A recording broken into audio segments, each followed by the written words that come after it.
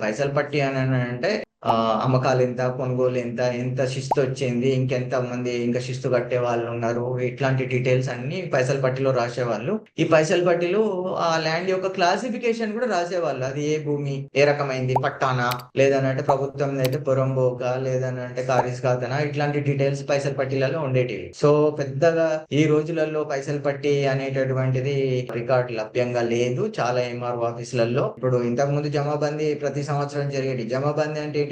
ఒక 9 రకాల రికార్డులు ఉండేటివి. ఆ 9 రకాల రికార్డులను అప్డేట్ చేసేవాళ్ళు రెవెన్యూ ఆఫీసర్స్. రికార్డ్ నంబర్ 1 ఏంటిది? ప్రభుత్వ భూముల గురించి చెప్తుంది. రికార్డ్ నంబర్ 2 మ్యూటేషన్స్ ల గురించి చెప్తుంది. రికార్డ్ నంబర్ 3 పహాని, 4 చౌపస్ల, ఇట్లా. రికార్డ్ నంబర్ 7 ఇర్సాల్నామా, జనన మరణాలది కూడా ఉండేది గతం లోపల రాసేవాళ్ళు. సో పైసలు పట్టీలు ఎప్పుడో అప్పుడు 60s లో రాసిన పైసలు పట్టీలు నాకు తెలిసి 1960 రికార్డు దొరికితే పైసలు పట్టి దొరుకుతుంది.